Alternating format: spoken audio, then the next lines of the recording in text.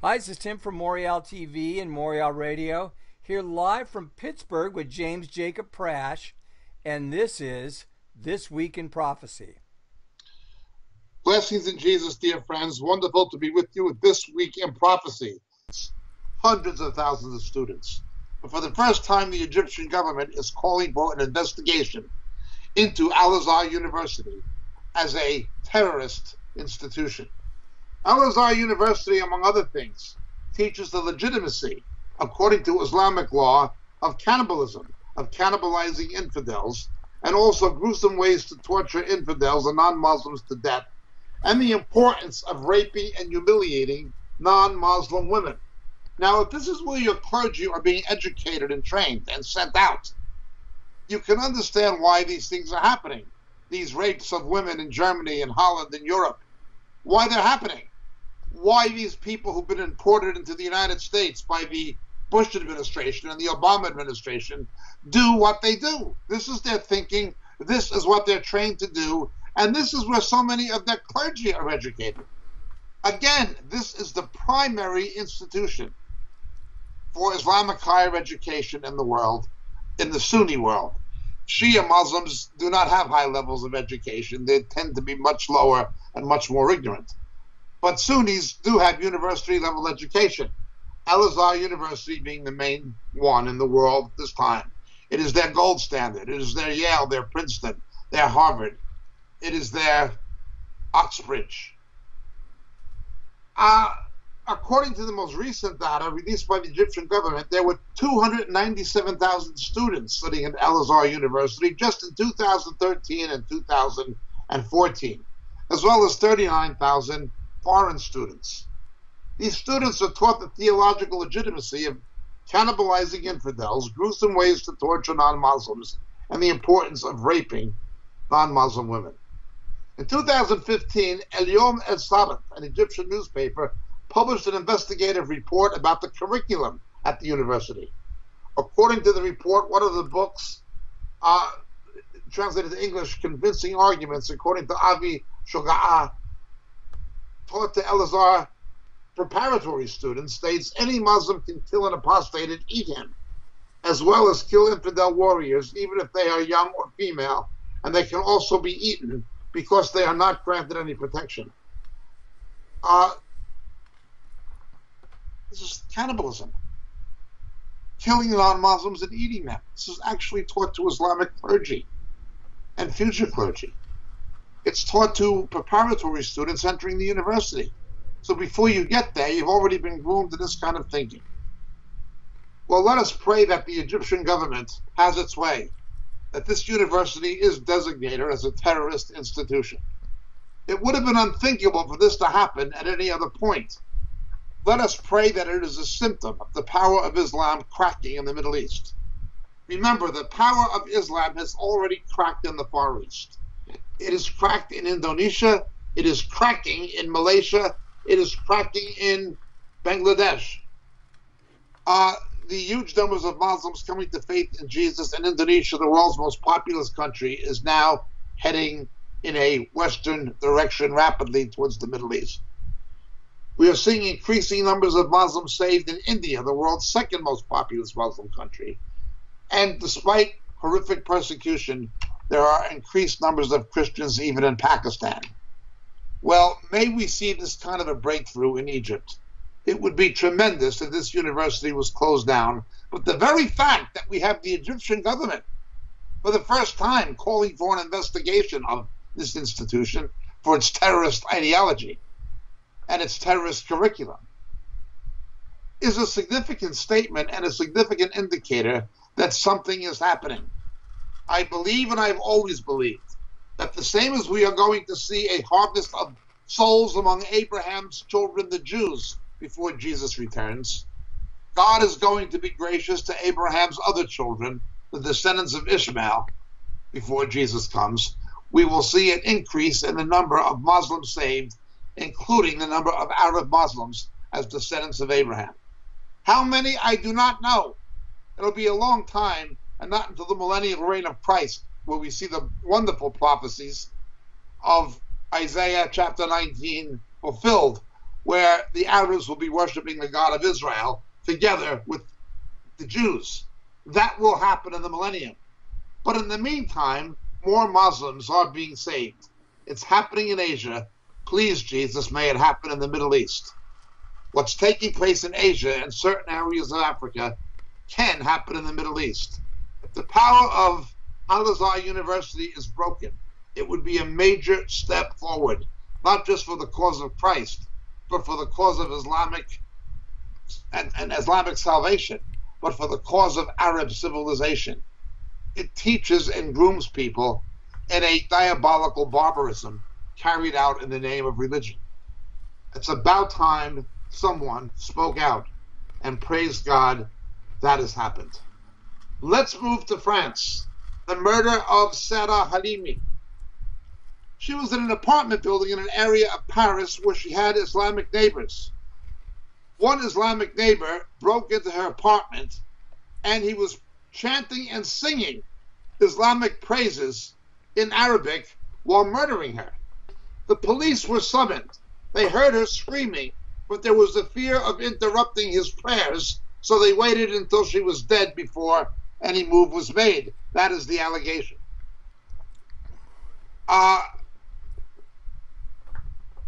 There's been a call by the French government for an investigation that will disclose the entire facts surrounding the behavior of the police. It's quite distressing to read this. Why France turned the blind eye to what was happening with Sarah Halimi. Please, Lord, may it be brought to the public attention. As usual, the left-wing press did not want to report it. Le 4 avril, en plein Paris, à Belleville, une femme réveillée à 4 heures du matin par un barbare a été torturée, battue, mutilée pendant 45 minutes, puis défenestrée parce qu'elle était juive. Au cri d'Allahu Akbar, il l'a massacrée à poings nus, récitant des sourates du Coran, alors qu'en bas de l'immeuble, 26 policiers, 26, attendaient sans intervenir. Elle s'appelait Sarah Halimi, 65 ans, médecin, directrice de crèche et mère de 3 enfants. Elle avait très peur de son assassin, qui était son voisin depuis 20 ans. C'était un délinquant de 27 ans, musulman radicalisé d'origine malienne. Cette affaire aurait dû faire la une. Pourtant, quasiment pas un mot dans les médias, pas un mot durant la campagne présidentielle, bien loin du tsunami médiatique de l'affaire Théo. 2 jours après le drame, M. Attal, son frère, m'appelle avec émotion pour me demander de l'aide. Pendant 2 mois, j'ai prêché dans le désert. Le nom Halimi résonne hélas dans la communauté juive comme une plaie douloureuse qui s'ouvre à nouveau. Après Ilan Halimi, Sarah, 11 ans plus tard. C'est l'histoire d'un déni qui se répète. Déni face à l'antisémitisme arabo-musulman qui s'effrite dans nos quartiers sur fond d'islamisme, de préjugés anti-juifs, de haine de la France, de haine d'Israël. Elie Wiesel disait « Le silence encourage le persécuteur, jamais le persécuté. Quand un assassin tue une juive au cri d'Allahu Akbar, on devient sourd, aveugle, muet. » Il aura fallu 3 mois pour qu'il soit mis en examen sans que le parquet ne retienne le caractère antisémite. Exit que l'assassin l'a traité de sale juive. Exit que Sarah était une juive orthodoxe. Je sais, la justice est indépendante, mais elle se trompe, pire, elle s'autocensure. L'antisémitisme, comme l'antisionisme, son nouveau visage, sont les symptômes d'une société malade. Seule lueur d'espoir le 16 juillet, la commémoration du Veldiv, le président de la République a enfin demandé que toute la lumière soit faite. Pourquoi la police est-elle restée spectatrice de ce drame? Pourquoi le préfet de Paris refuse-t-il une enquête IGPN? Nous commémorons ce jour l'assassinat du père Hamel, pour qui j'ai une pensée à mon tour émue. Pourquoi ce silence assourdissant? Merci, monsieur le député. La parole. But it happened. It certainly did. This week in prophecy. Let's continue. Over to London, England. It was reported this week that a 5-year-old girl who was not Muslim was taken by social services in the Tower Hamlets, a predominantly Islamic neighborhood near the city of London, and twice handed over to Islamic families for fostering. They were wearing jihadis. They were wearing Muslim dress, fully facially covered. They told the little girl not to say things that were Christian, and began imposing Islam and Islamic beliefs upon her at the age of 5 with the backing of social services. This is completely contrary to British law, which says that the cultural and religious background of a child must be taken into consideration before placing them in foster care. But twice she was placed into the foster care of Islamic families who attempted to put Islamic beliefs on her. Then there was a verdict from an Islamic judge. The judge, when the matter was taken to court, was a Muslim. He was not recused. And it's most distressing what happened. Lawyers tried to stop the press from attending the court sessions. These lawyers for the Islamic interests attempted to stop newspapers from covering it. The Muslim foster family ridiculed the little girl's Christian beliefs, according to reports.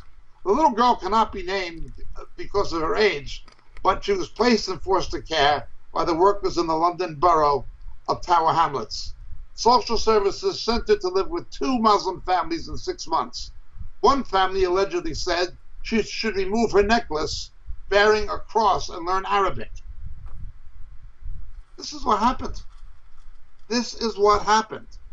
The judge was a Muslim woman. Judge Khatun Sapnara ordered the girl should be removed from the Muslim carers under political pressure. This is what's happening.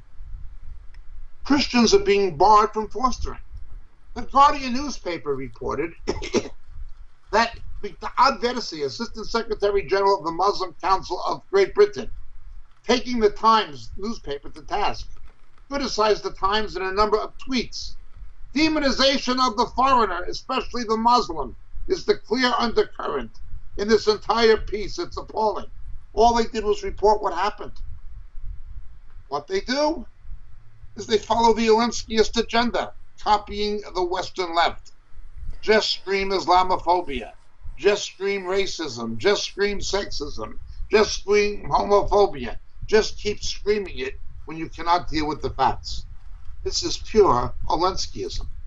But Islam has obviously learned the strategy from the West. Let's continue. With the near destruction of ISIS in Syria and Iraq, the winner appears to be Iran and Assad. A vacuum was created.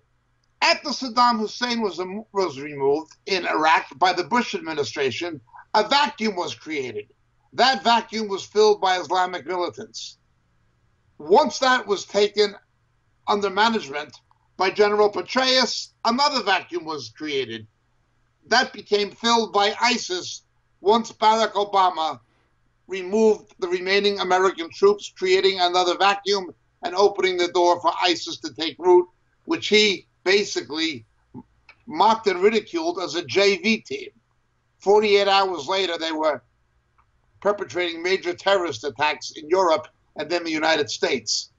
This is the JV team of Barack Obama who created the vacuum. Well, with the destruction of ISIS, the Islamic State, another vacuum is being created. And increasingly, both Assad, who's aligned with Iran, and Iran are filling it. Should the United States and the West begin attacking Iranian targets in Iraq and in Syria?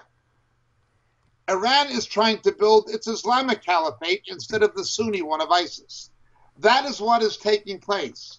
Again, Daniel 10 shows its ugly head. Iran emerges as the potential enemy. Can it be forestalled? Yes, but the scripture says it will ultimately happen. We are speaking of an Islamic sphere of influence controlled from Iran that is largely Shia and Shia Alawite, which is a sect of Shia Islam, extending from Lebanon, from the area controlled by Hezbollah, through Syria, into Iraq to the Iranian border. This is easily as dangerous as ISIS. Moreover, Iran is increasingly developing weapons technology in the area of guided missiles and moving towards a nuclear capability courtesy of Barack Obama. This missile technology, however, which North Korea developed with the help of the Chinese, is obviously being put into play in the development of medium-range missiles inside of Iran. A very formidable enemy is taking root. This was the subject of discussions between Benjamin Netanyahu and Vladimir Putin 2 weeks ago, as we discussed, but nothing of substance has come. We are on the cusp of seeing an Iranian arch semi-surrounding Israel on the north and on the northeast. It will extend again from the area under Kurdistan into Syria, and from eastern Syria through southern Syria all the way to Lebanon, especially southern Lebanon, threatening Israel on at least two fronts, the Golan Heights and the Lebanese border. Iran has this power. Israel has already attacked Iranian targets inside of Syria. I would personally be curious to know if the American government is thinking of attacking the Iranians and removing them as the next strategic threat to Western interest in that region once ISIS is gone. Unfortunately, General McMaster, the National Security Advisor, is an Obamaist in terms of his attitude towards Israel and the Middle East. Most of the conservatives are now gone from the Trump administration. Dr. Gorka having left this present week. There are very few conservatives left. There are more establishment people and an establishment Republican, and people who are left over even from the Obama era. Again, we continue to urge prayer for President Trump and Vice President Pence. We are in a very serious situation. The conservatives are losing any influence they had in the Trump administration, and this is being capitalized upon by Iran, who knows they can rely on people like McMaster to act in a way that will be beneficial to them and counter-beneficial to Israel. He looks upon Israel the way Obama did. This is not at all good. Please pray. There is a real danger, but what is being allowed to take root and take place with the growth of Iranian power and the Iranian sphere of influence, partially backed by Vladimir Putin, is wed to the policies of the Trump White House and the departure of so many conservatives from it and so many establishment figures who are no real friends of long-term American interest or Israeli interest. And I again would see an indictment of McMaster, a man who does not belong in the White House or in the National Security Council at all.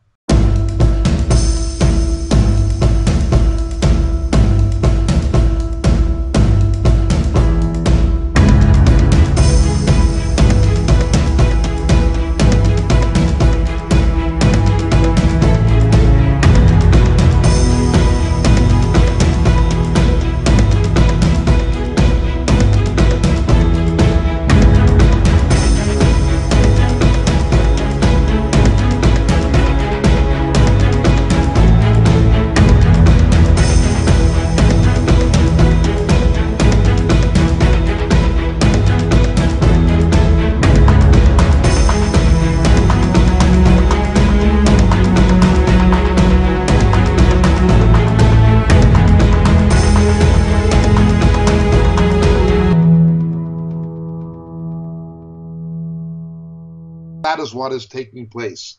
Please watch this space. If the Iranian threat continues to grow the way it is, and if the Trump administration allows it by listening to people like McMaster, it may be a cause for Israel to have to take direct military action against Iranian targets and their surrogates, such as Hezbollah, in Lebanon and in Syria. Iraq, again, the void will always be filled by someone. It would have been better off if that void had been filled by pro-Western Kurds, the descendants of the ancient Medes. But at the moment, that is not what's happening. Yes, the defeat of ISIS would seem like good news, much like the fall of Saddam Hussein would seem like good news. The question is what comes after it. Bush created a void. Obama created a void. Now Mr. Trump is creating a void. And every time a void has been created in northern Iraq, bad people build it. Mr. Bush had a bad national security advisor. Mr. Obama had a bad national security advisor. And Mr. Trump has a bad national security advisor. Please, once again, keep the Trump administration in serious prayer and watch Iran. Let's continue this week in prophecy. As most of the American media and public attention is focused on domestic issues due to Hurricane Harvey and the damage it is inflicting on the Houston area, things that normally don't happen are happening. For instance, normally pump prices for gasoline follow crude prices. But now crude prices are going down, but pump prices are going up. It's not a predictable market. It's a volatile market, and it's not a difficult one to understand, even though it's an anomaly. The oil is going into storage, which is driving crude prices down. Nonetheless, because the refining capacity has been reduced, it's driving prices at the pump up. This, again, is an unusual situation economically, but it has national repercussions. The cost of rebuilding Houston may be $160 billion, much of that largely because people did not have flood insurance. Now, we all can empathize with those people who are affected and afflicted. But the question becomes, why should other people, the taxpayers in other areas of the country, become liable for the fact that people who live in that area did not take out adequate flood insurance? When Hurricane Sandy devastated New York City and its environs in New Jersey, the elected officials of Texas and Congress did not support federal assistance for the people in New York who did not have adequate flood insurance. So now the question is being asked, why should people in New York bail out the Texans when the Texans did not want to bail out the New Yorkers? It's a fair question. Now, because so many believers are affected adversely by what happened with Hurricane Harvey, I have tremendous sympathy to them particularly. It's not a good thing for the country, and many of the people affected are believers. It has diverted national attention, and God has allowed it to happen, and He's allowed it to happen for a reason.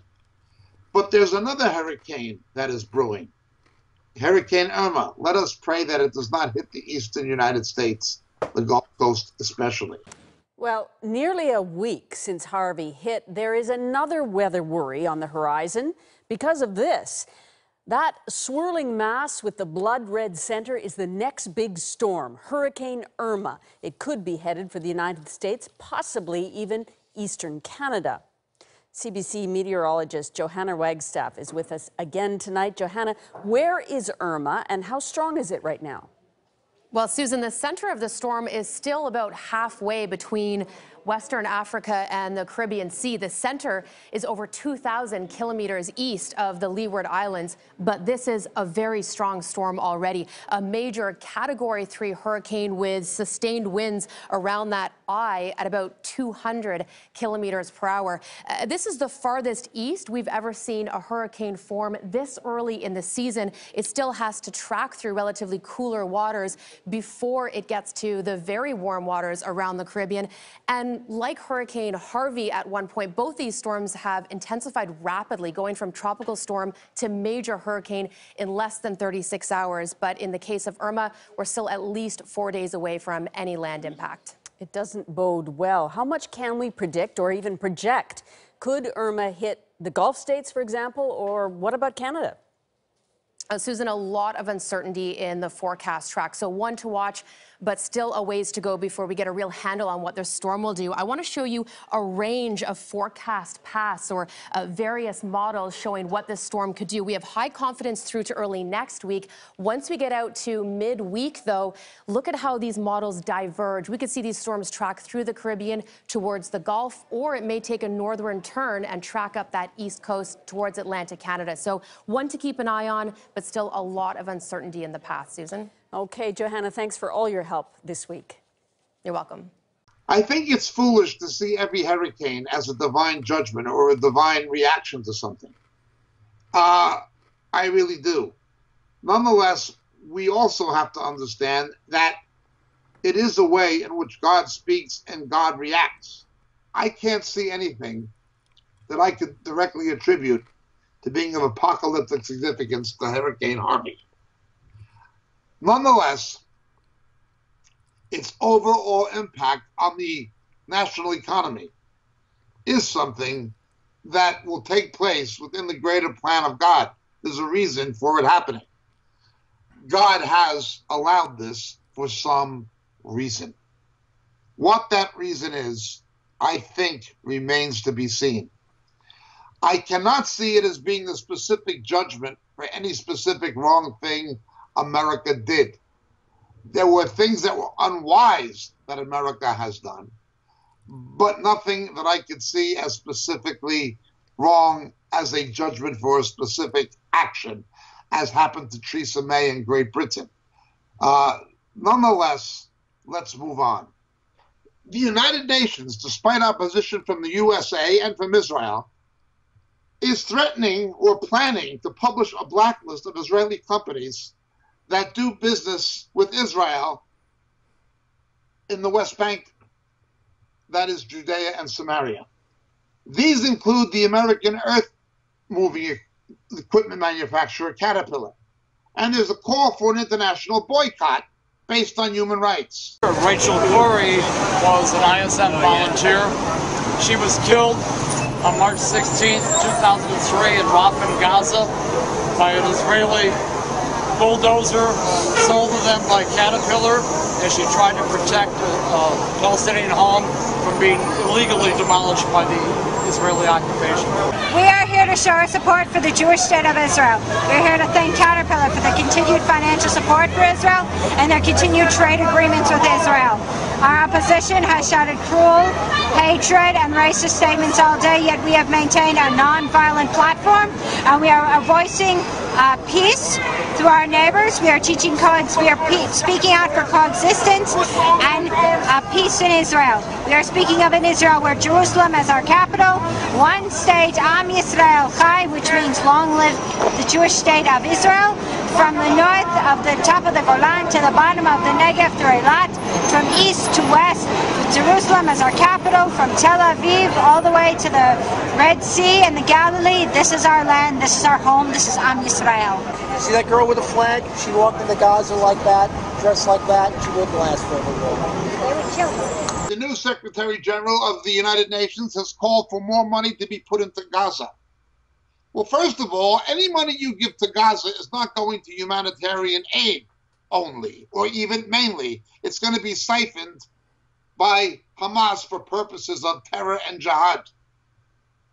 No money should be given to Gaza, none, by the United Nations or by the USA or other Western countries via the United Nations. We should give them nothing.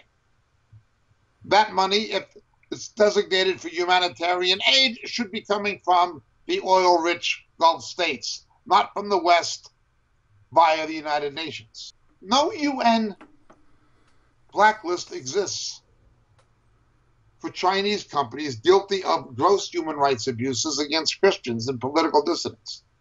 None exists against Iran or Saudi Arabia. Why are there no calls for boycotts of Saudi Arabian oil or Iranian oil? Why? The human rights abuses are much, much worse, and demonstrably so. This is obviously the usual hypocrisy and dual standards. But what should we expect from the United Nations? This week in prophecy, Mr. Abbas has essentially said to the American government that they're not going to alter their position. This week in prophecy. Abbas tells Trump he won't stop giving American money to terrorists. White House advisor Jared Kushner resumed his effort to forge peace in the Middle East. Well, the president's son-in-law met with the Israeli Prime Minister Benjamin Netanyahu in Jerusalem today before heading to Ramallah to sit down with Palestinian President Mahmoud Abbas. Kushner says the White House is very committed to achieving a deal, but the Palestinians have already begun complaining about the lack of progress. For more on Kushner's prospects and the rest of President Trump's foreign policy challenges, we're joined now by former U.S. Ambassador to the United Nations, John Bolton. Ambassador, thanks for being here. Glad to be with you. All right, so I spent some time as a correspondent in the Middle East several years ago, and I came back and thought, this is an intractable problem. It ain't going to happen in my lifetime. Is there any better prospect now? No is the short answer. I mean, good luck to the administration. You have to admire their intentions, but ultimately, peace between Israel and the Palestinians has to rest on some foundation in reality, and that doesn't exist now, given a variety of factors: the overall turmoil in the region, the absence of a legitimate Palestinian government or representative can really speak authoritatively for the Palestinian people. It has some veneer of democratic legitimacy. And I think just the impossibility of circumstances to allow Israel to accept on its borders terrorist states, more terrorist states, I should say, with no recourse other than self-defense when they're attacked. So I don't think it's going to happen. You know, when the president was over there, he met twice with Abbas. He met with Netanyahu, and according to reports, neither one of them would give an inch. So, I mean, and the president was very specific in avoiding talking about a two-state solution, that Netanyahu's cabinet is dead set against a Palestinian state. So I don't see any grounds for a breakthrough. Well, I don't think there are any grounds, and I think more fundamentally even than what we've discussed is the two-state solution. This whole concept has failed. The fact is that even if you could draw the boundaries of a Palestinian state, Gaza and some piece of the West Bank, it would not be viable. It would have no chance to have legitimacy from a representative government. I think the only way ahead for Palestinians, who have been the tip of the spear for radicals in the region for a long time, is have the Gaza Strip go back to Egypt, and have some piece of the West Bank be retroceded to Jordan. That's the only chance for the Palestinians themselves to be attached to viable economies. So far, they don't want that, so we go nowhere. Would Egypt or Jordan even go along with that? Well, they wouldn't be happy about it. That's part of the problem. The Palestinian people have been weaponized for political purposes for so long that it's hard to imagine them being reunited. I think it's actually easier to imagine some form of Jordanian sovereignty on the West Bank than dealing with Gaza. The upside is that Hamas, the terrorist group that runs Gaza, is an affiliate of the Muslim Brotherhood. So while the Egyptian government is dealing with the Muslim Brotherhood, here's their chance to deal with Hamas, too. I mean, Hamas does have a political arm, but mostly they're just terrorists. And, of course, they don't agree at all with Abbas, whose seat of power is over in the West Bank, and he's unpopular even at home. And then you've got Netanyahu, who, you know, is under a corruption investigation that could result in an indictment. So the players are not even players, really. Well, certainly on the Palestinian side, I'd say Netanyahu obviously has his travails. But one political development in Israel that's not well understood in the United States is that public opinion across the political spectrum, right, left, and center, has moved strongly against the idea of peace with the Palestinians just to say they've made peace. They understand the nature of the terrorist threat, and they're resigned to deal with it as best they can. But it won't be by giving the Palestinians their own state. All right. Sometimes peace is simply unattainable, especially when one side is dominated by so many people who engage in acts of terrorism. He's rejected American demands that he stop using foreign financial aid to pay stipends and salaries to the families of jailed Palestinian terrorists. Abbas met last week with U.S. envoys Jared Kushner and Jason Greenblatt as part of President Donald Trump's efforts to restart Middle East peace talks.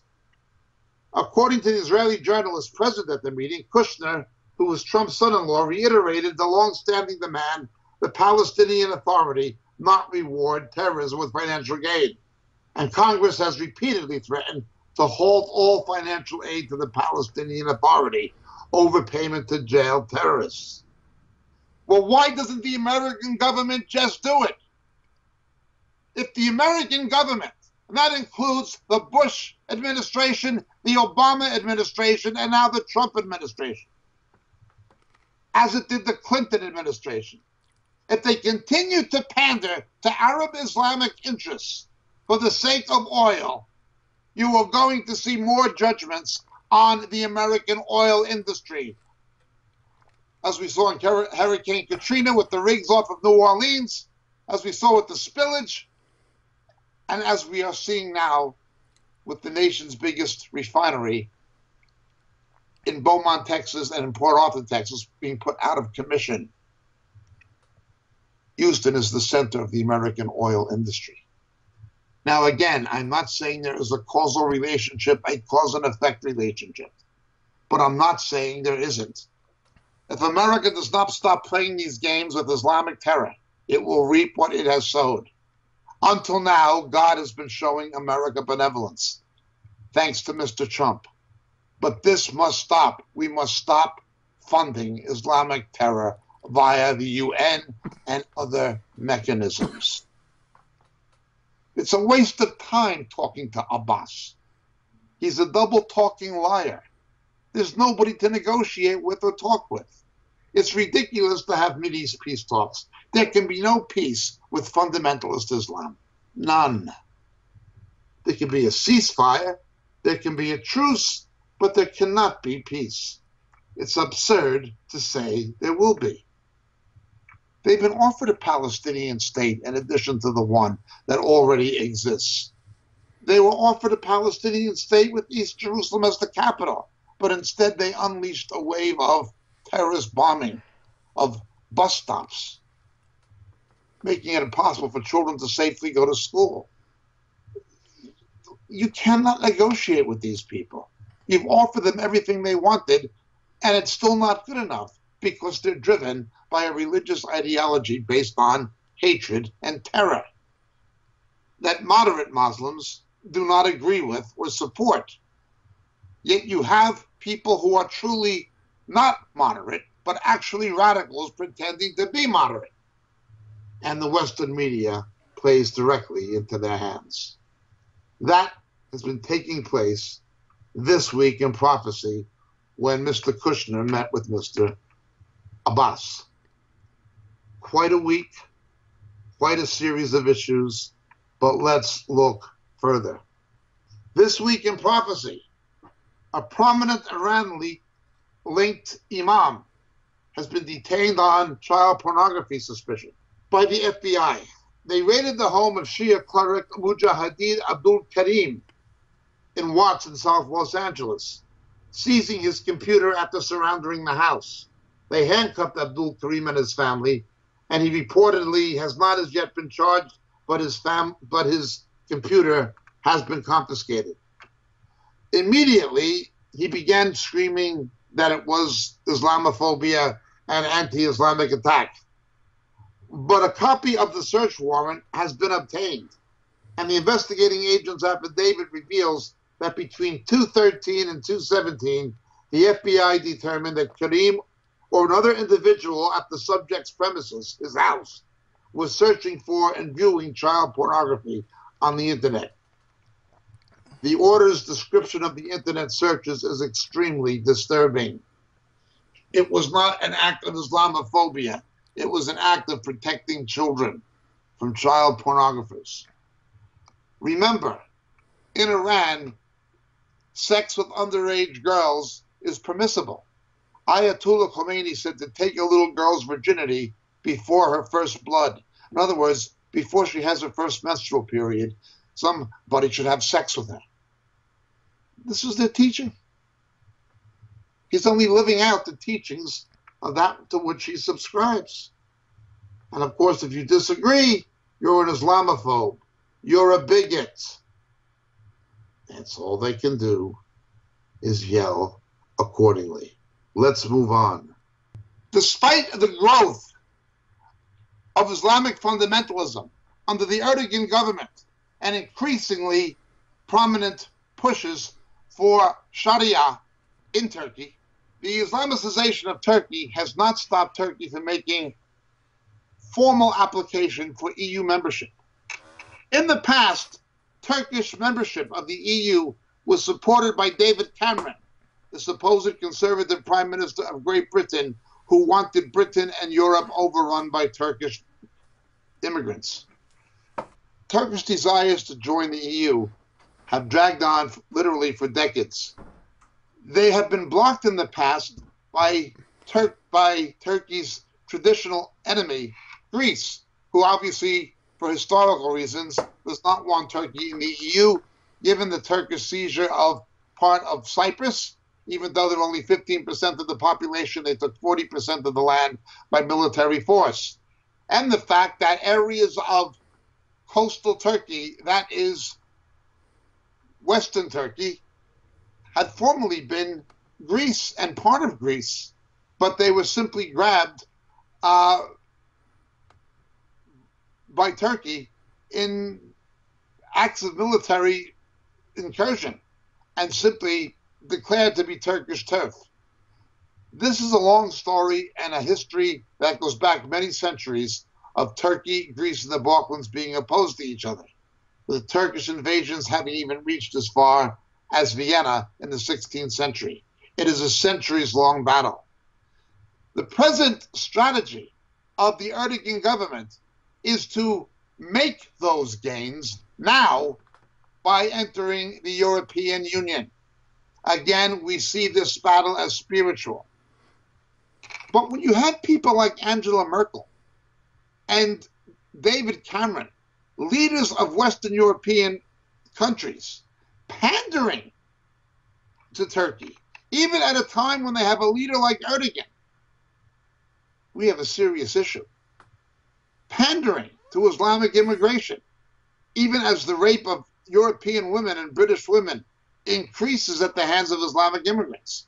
The governments of these countries are acting against the interests of their own citizens. Again, we point to a country like Denmark, a 4% Islamic population, but 40% of the people on public benefit, that is the dole welfare, are Muslim, even though they're only 4% of the population, they get 40% of the welfare. 70% of the convicted terrorists in prison, 70% of the convicted rapists in Denmark are Muslim, and over 90% of their victims are Danish. But we're supposed to ignore hard statistical facts, according to Angela Merkel, who's likely to be re-elected in Germany. According to David Cameron, who's fortunately gone. Something is happening. Again, Islam is God's judgment. I do thank God for countries like Poland who are standing up. Again, it was the Poles who saved Europe from an Islamic invasion when, under King Jan Sobieski, the Islamic invaders were turned back on the outskirts, the very gates of Vienna. Without the Poles, the Muslims would have Islamized Europe centuries ago. But now they are attempting to do so again. And Poland is one country standing up and speaking out, as is Hungary. But why do you have these treasonous policies in Western Europe to pander to these people? Because of the Greek opposition, it is not likely that Turkey will be able to enter the European Union unless the bankruptcy of Greece is played on politically. And the Germans, Merkel says to them, no more aid for you. We will let your economy collapse unless you change your opposition to Turkey's membership. Do not think that Merkel is not capable of such treachery. Germany is reverting increasingly to its Nazi past.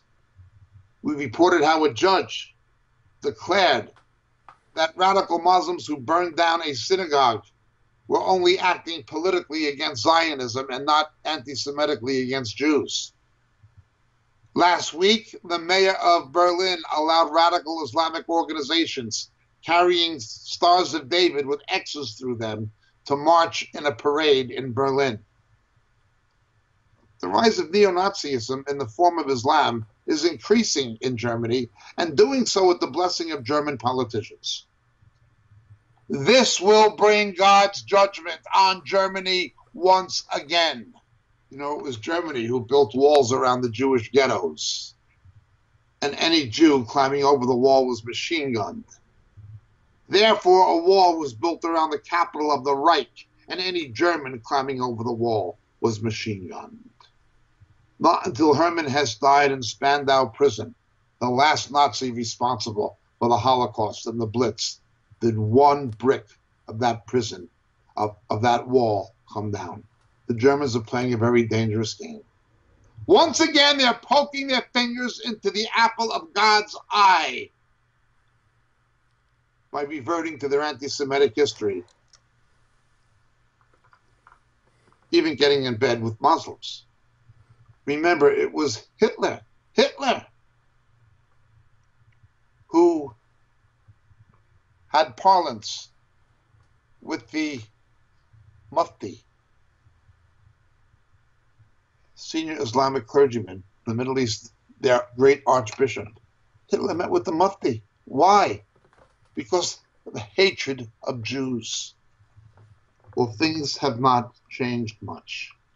It has happened before, and it's happening again. Please pray that God intervenes in Germany.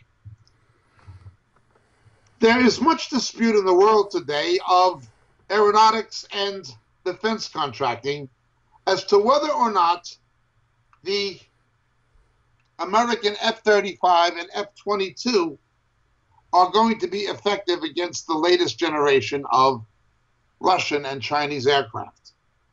Well, Israel likes the F-35 so much, it's buying 17 more.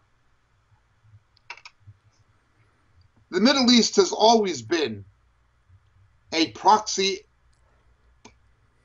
experimentation battlefield where American aeronautic technology and American aircraft, McDonnell Douglas manufactured, Northrop, etc., tested their goods against MiGs, Russian-made MiGs. Americans have been able to improve their design technology based on Israeli combat experience, and it is still happening. The F-35 is a very promising aircraft. It has its drawbacks, but its overall air-to-air combat capabilities have impressed the Israelis significantly. The Israelis do not generally make mistakes in the area of air-to-air combat. And their confidence is plainly in the F-35. This week in prophecy, the media continues its senseless and idiotic attacks on Donald Trump, talking about stupid things like his wife's shoes.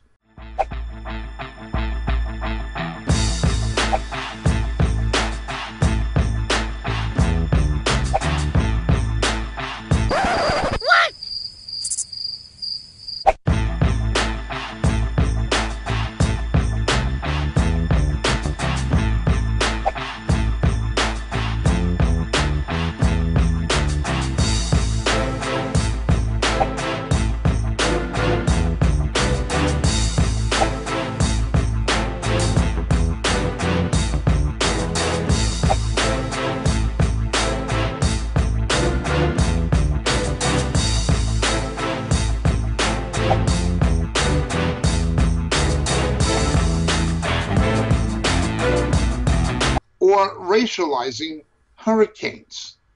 They have nothing to say and they can say nothing, so they invent things to say. It goes on and on and on. Nobody's paying attention to them anymore. They're losing credibility. But as they've lost credibility, they've been forced to realize it. Well, people screamed out from the left and the left-wing media and the Democratic Party leadership against Donald Trump by his saying there was blame on both sides in Charlottesville, which in fact there was. Now Nancy Pelosi has said the same thing concerning Antifa. Dianne Feinstein is likewise making similar statements. The Democratic Party leadership realizes that by gravitating so far to the left and giving platform and expression and endorsement to these people, as Barack Obama did with the Occupy Wall Street movement and with Black Lives Matter, they are hurting themselves electorally and politically. But it is too late. The Democratic Party has gone too far to the left to return to the centrist Democratic Party of JFK, of Scoop Jackson, and of Sam Nunn. Senator Joseph Lieberman was the end of the sane access of the Democratic Party of the centrists. The left has gained too much power. And even if people like Feinstein and Pelosi or Schumer try to make readjustments, they're not going to be able to do so anytime soon. The Democratic Party has lost every congressional election since the election of Mr. Trump, and it's going to be very interesting to see what happens in the next midterm congressional elections. They're in disarray. The Democratic Party is now visibly divided against itself, as are the Republicans. You have the establishment Republicans opposing the conservatives and Mr. Trump. And now you have a division likewise within the Democratic Party. It is all divided. All divided. I would see these divisions as emblematic of the division of the general society. Ultimately, there will be fear and anxiety among the nations, none of them knowing the way out. We, however, will indeed have a way out, and that way out will be the Lord Jesus. I hope I don't upset him, but there are two people who tell much truth, who show much courage, and above all, they show much integrity. They are both Jewish. One is David Horowitz, who, like myself, was once upon a time left-wing, who realized the lies he was being told and moved from a left-wing position to a conservative position. The other is Ben Shapiro. Both of these men are Jewish. I love Jewish people, and I love Jewish conservatives, just as I love black conservatives who've seen through the nonsense. I love people like Dr. Alan Keyes. I love black people like Professor Walter Williams or like Dr. Thomas Sowell. I love black people like Larry Elder and Star Parker. I love them. I love them. I watched a video clip by a very eloquent and intelligent young black woman called Red Pill Black Girl. Marvelous what she says. She came to the common sense realization. I also watched the clip by a former Black Panther, the old Black Panthers from the times of Bobby Seale and Huey Newton in the 60s when I was a Black Panther supporter, who saw through it and came to a conservative position. Well, Congressman John Lewis of Georgia is being cast as the undisputed champion of black America, standing in opposition to Donald Trump on behalf of all African Americans. But Lewis does not speak for all African Americans. Mason Weaver used to be a Black Panther, for example. He now says Lewis is a, quote, civil rights turncoat who's collaborating with the Democratic Party to oppress black America. Mr. Weaver joins us now to explain what he means. Mr. Weaver, thanks for joining us tonight. My pleasure. Really, my pleasure. So what did you mean by that? Well, you know, in the early 70s and late 60s, we were demonstrating and protesting for the right to compete as adult citizens in America. We were not demonstrating to be taken care of better. Now, Congressman Lewis, he marched across the Pettus Bridge, and they beat him and ran over him. But those were Democrats. It was Democrats. George Wallace stood in the schoolhouse yard. It was Democrats, Bull Connors, that oppressed folks. It was Democrats that voted for the litmus test called the literacy test and the poll tax. He was fighting Democrats. But after they beat his behind on that bridge and ran over him and stomped him in the ground, he got up and turned and joined them. He joined the oppressors and became a stooge for them, where he was now sitting and presiding over the destruction of the black community, the destruction of the black men, the destruction of the black woman with drugs and gangs. He has presided over the worst school system in the world, where black people are learning only to be gang prep. So I'm outraged that the demonstration that he had early in his life has turned into a subjugation of his rights and authority as a black leader. So when you say he's presided over, are you speaking of his congressional district? Not just his congressional district, but the Congressional Communist Black Caucus that has every district they own and control is a ghetto hellhole. It's a place that no one wants to go to. They're in control of every inner city school system, every inner city police, every inner city jail. They have produced nothing but drugs and misery. Black-owned businesses, black-owned housing has been reduced. They have presided over the destruction of black people. They should be ashamed of themselves, and I don't understand why any black person could be a Democrat. Huh. Interesting. So you believe that John Lewis, when he gets up and says anything, is already discredited because of what he's failed to do since the civil rights era? He has done nothing. John Lewis, bless his heart, it took courage to do what he did in early life. But what he has done now, he has turned himself to his enemy, like a little girl being beaten by daddy and joins daddy, like an abused woman beaten by her husband, she joins the husband. He has joined the enemy. He has joined the oppressor. And what he should do, if you're a real man, John Lewis, if you're a real hero, you stand up tomorrow morning and you look at the American people and you apologize. You have led them through decades of hell. You should apologize, say you made a mistake, say that you tried to work with them, but the Democratic Party has always been the party of abuse, always been the party of the Klan, the party that went to war to keep slaves, the party that's always been the destruction of black people. Mr. Lewis, you have presided over the destruction of black America, and you owe us an apology. As a matter of fact, you're more concerned, he's more concerned about Trump being the illegitimate president, but John Lewis is the illegitimate congressman. So presumably you don't believe that John Lewis is doing this on purpose, or that other members of the Congressional Black Caucus are doing this on purpose, do you? That's why I love you so much, Tucker. You're so kind, you're so genuine, but I know that you hate BS. So I'm going to tell you, all I've seen that he has gotten enriched, his people have gotten poor.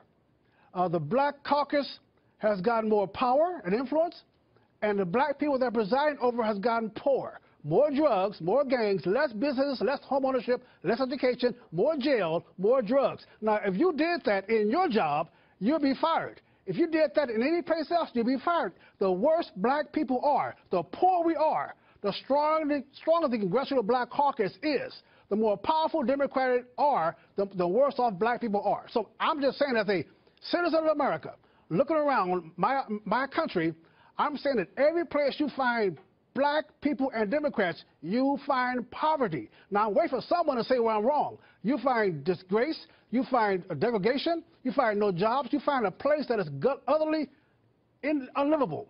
That's his legacy. Huh. Mason Weaver, not a mincer of words. Thanks for joining us tonight with your perspective. Stay right. Appreciate it. Stay right. We got to just stay right. Thank you for having me. Appreciate it. Thank you. I have a tremendous respect for such people, Dr. Ben Carson, etc. Well, I likewise have a tremendous respect for Jewish conservatives. David Horowitz, who came from the left as I did, Ben Shapiro, even Ben Stein, who I briefly met once in Los Angeles. I don't always agree with them, but I usually do, and like them very much. These men have courage and integrity. They're all Jewish. Please pray for Mark Levin, Jewish. Please pray for Michael Savage, Jewish. Please pray for Ben Stein, Jewish. Please pray for David Horowitz, Jewish. Please pray for Ben Shapiro, Jewish. I love these guys and I respect them. And I'm sorry if I'm offending them. But there is a question. Is Yeshua, is Jesus the Jewish Messiah or not? If he is their Messiah, May he open their eyes, and may they show the same kind of courage and integrity on spiritual and theological issues that they've shown on political and social issues. I know they're men of courage and integrity when they address social and political issues. May they demonstrate that same kind of courage and integrity in asking the question, is the Jew Jesus, Rabbi Yeshua bar Yosef, is he the Mashiach, according to the prophecies of the Hebrew Scriptures? Kaha Sheila, hu ken uhu lo Meshichecha, Meshichenu. Rav Yeshua bar Yosef min Nazaret. Yeshayahu Nun Gimel. Daniel Hanavi Perek Tesha. The prophets, Daniel chapter 9, the Messiah would have to come and die before the second temple would be destroyed. HaMashiach hitzterek lavo v'lamut lifnei ha'harban shel bet hamikdash hashemit. The Targum Yonatan, Eliyahu, Kachaliah, they all agreed Isaiah 52 and 53 is about the suffering servant Messiah, Ben Ephraim, HaMashiach ben Yosef. Read Zechariah chapter 12. Please, I'm only asking for prayer for these men. They have courage and integrity in looking at the issues and analyzing the facts objectively. What they're doing in the political and social realm is crucial. It's vital. I have nothing but respect and high regard for Michael Savage, for Mark Levin, for Ben Shapiro, for Ben Stein, for David Horowitz. Nothing but high regard for them in the temporal sphere. But even more important is the eternal sphere. The theological questions are more important than the political ones, even though the two may be related. The spiritual issues are more important than the social ones, although the two may be related. Please pray for these Jewish guys. They've seen through the nonsense that has bamboozled so many Jews for so long. May they ask the question based on the evidence. Their evangelical friends are partners very often politically, on the same page, following the same compass. Are their evangelical friends right about the Jewishness of Jesus and his teaching? Now, again, I love these guys, and my love for them and my agreement with them politically does not depend on their theological views. But this week in prophecy, I would urge, strongly urge, all of our viewers who are believers to pray for the salvation of these outstanding Jewish minds who are standing up and telling the truth about the way the world is going. They know the way the world is going, but only their own Hebrew scriptures can tell them why. That has been This Week in Prophecy. My name is Jacob Prasch. God bless and thank you for listening.